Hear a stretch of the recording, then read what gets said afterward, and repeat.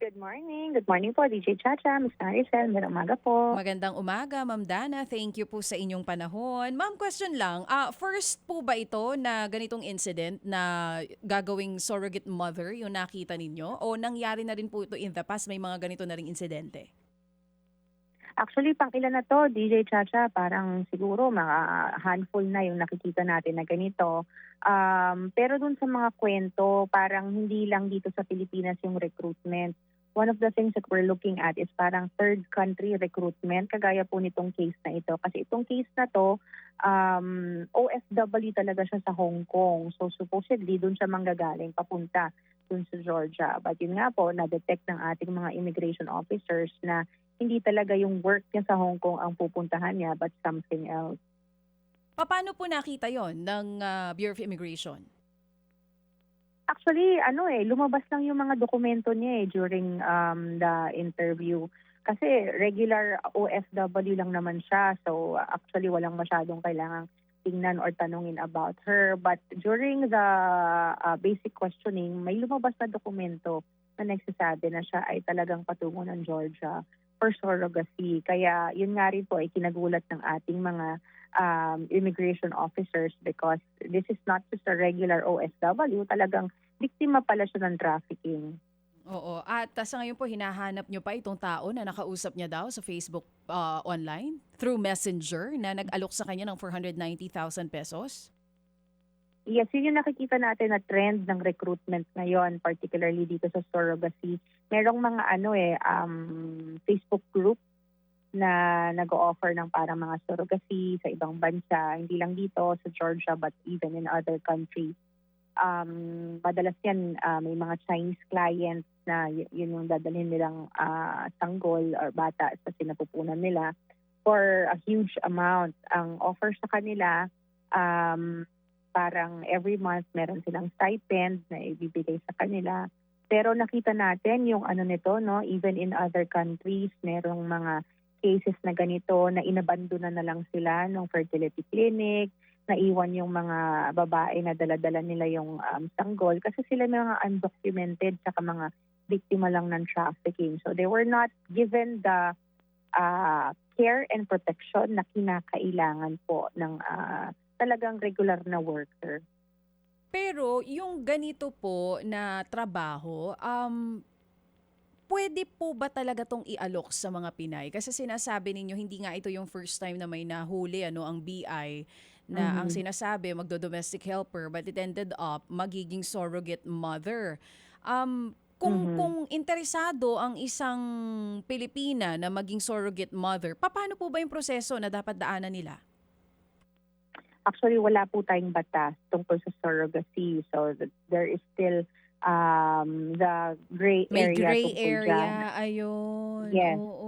Ang Oo. problema dito is they are being trafficked kasi binibenta nila ang kanilang sinapupunan. Parang womb for rent. They are being paid Yeah, for that. yeah, oo. It's not something that they do willingly or binibenta po nila at sila po ay pinapangakuan ng bayad for that service.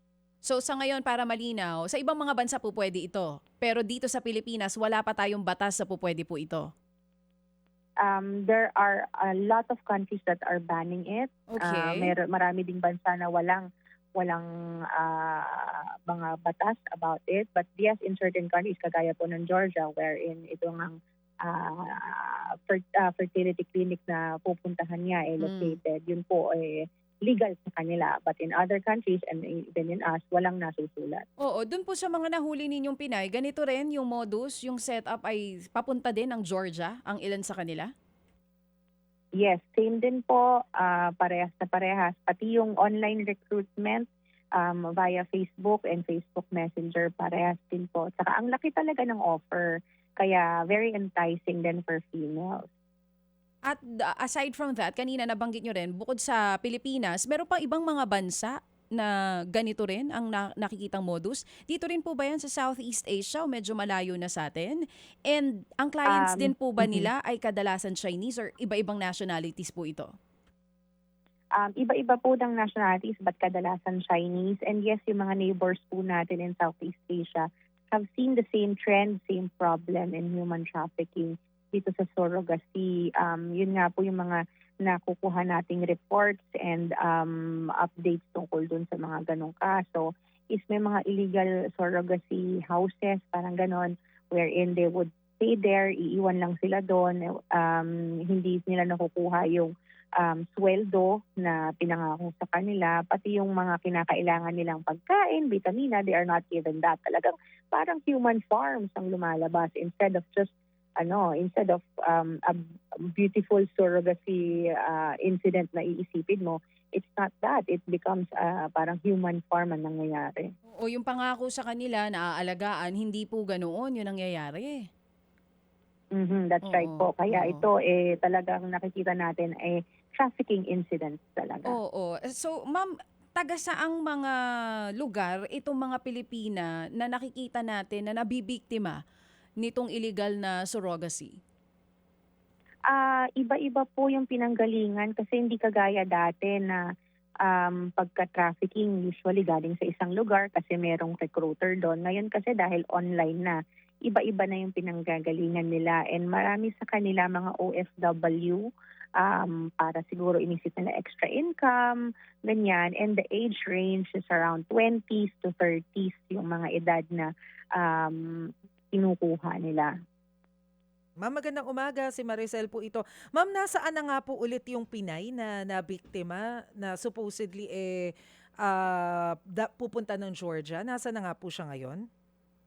Ngayon po, tinurn over po natin siya sa Interagency Council Against Trafficking. Yung IACAT po, magbibigay sa kanya ng assistance, saka matutulungan po na makuha ang information sa kanya para mahanap po itong mga nagre-recruit sa kanya at makasuhan po natin dito.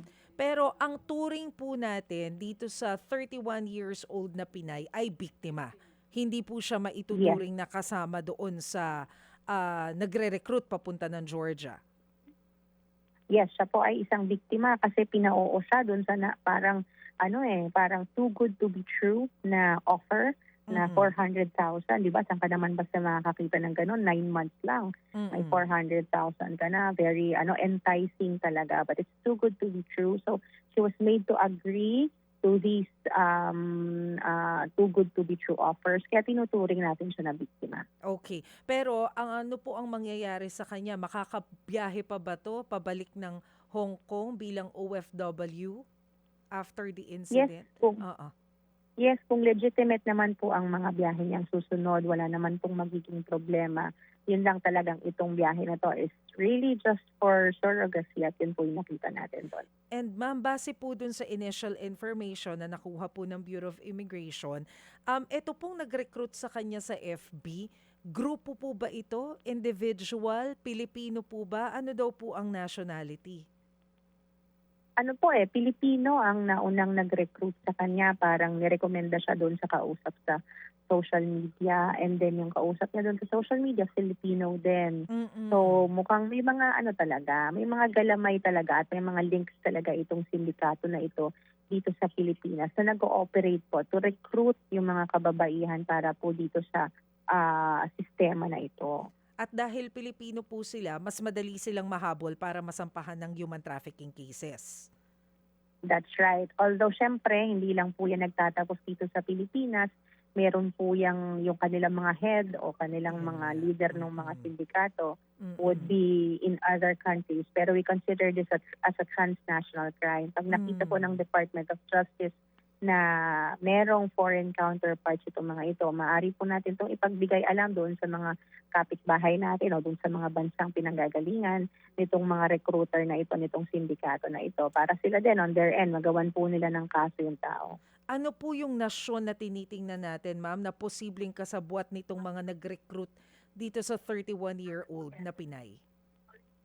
Ayaw po namin sigurong magsalita muna ng tapos on the nationality kasi marami po ito kasi it's a transnational crime, but definitely may mga kausap sa Georgia because may mga clinic doon na nag-accommodate nitong ganitong mga services at yung mga Pilipino din, yung mga kababayan natin na entice din para maging miyembro ng sindikato.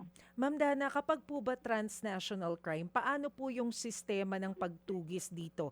Department of Justice ang in charge, and then what will happen? Paano po matutugis yung ibang mga lahi?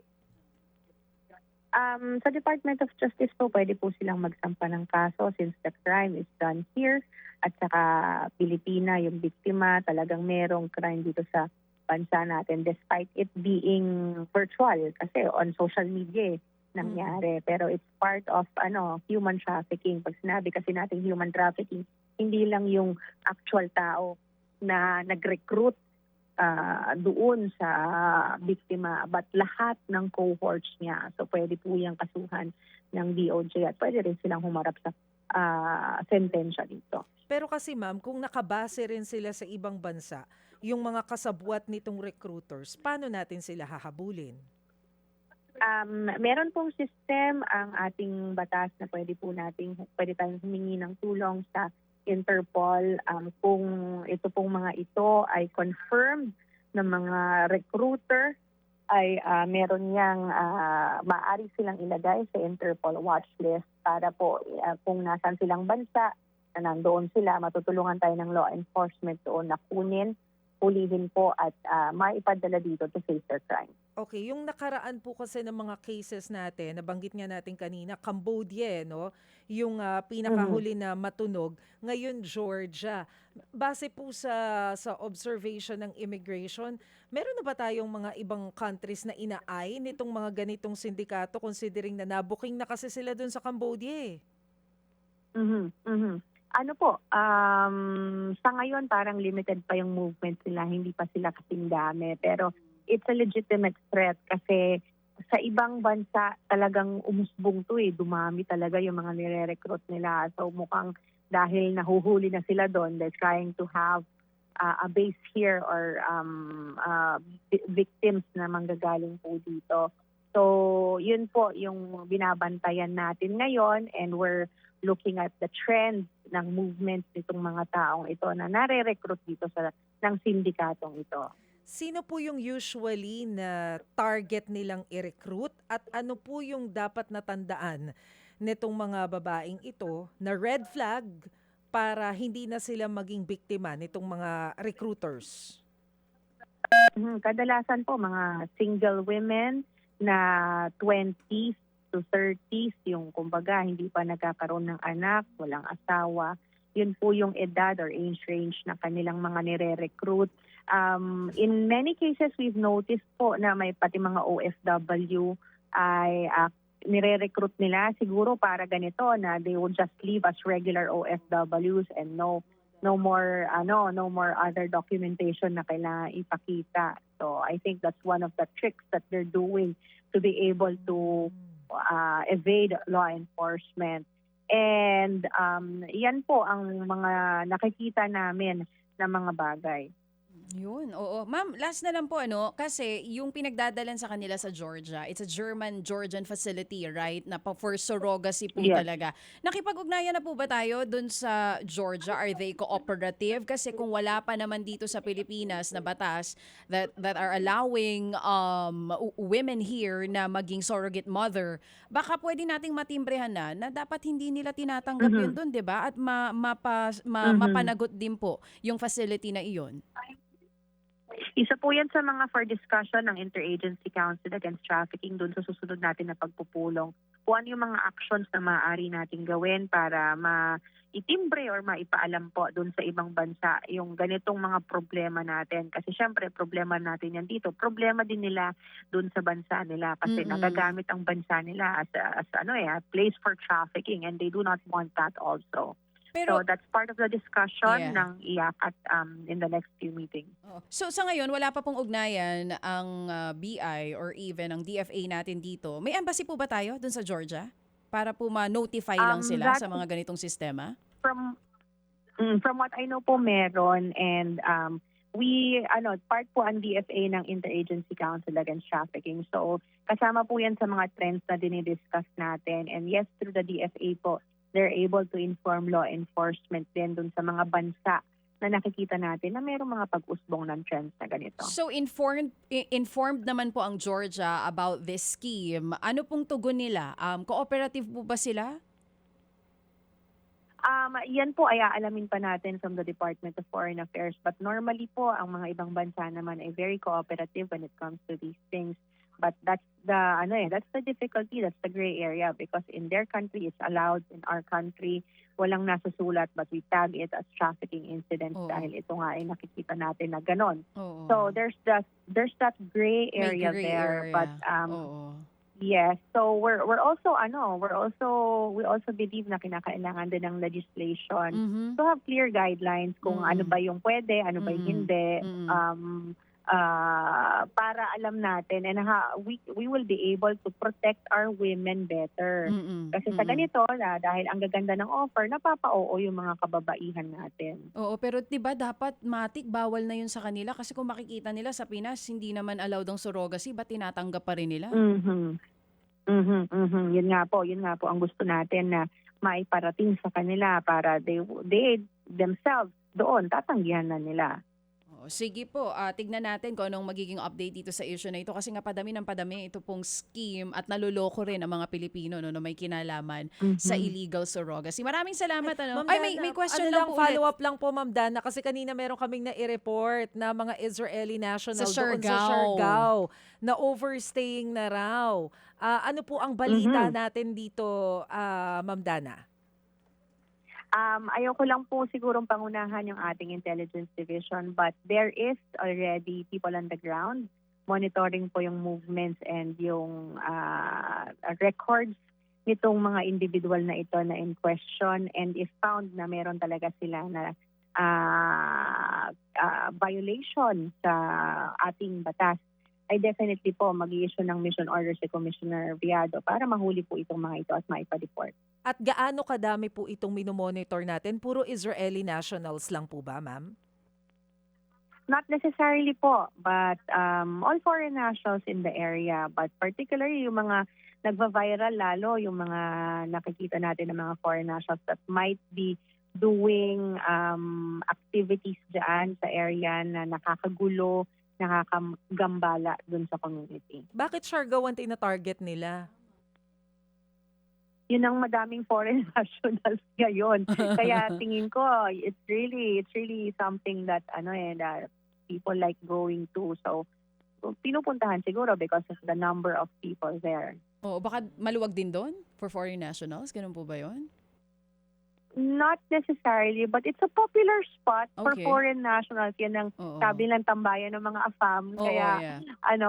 marami rin nagpupunta doon. Oo, pero kasi baka hindi masyado natin-check yung documents, no? Kaya ang daming overstaying. Tama po?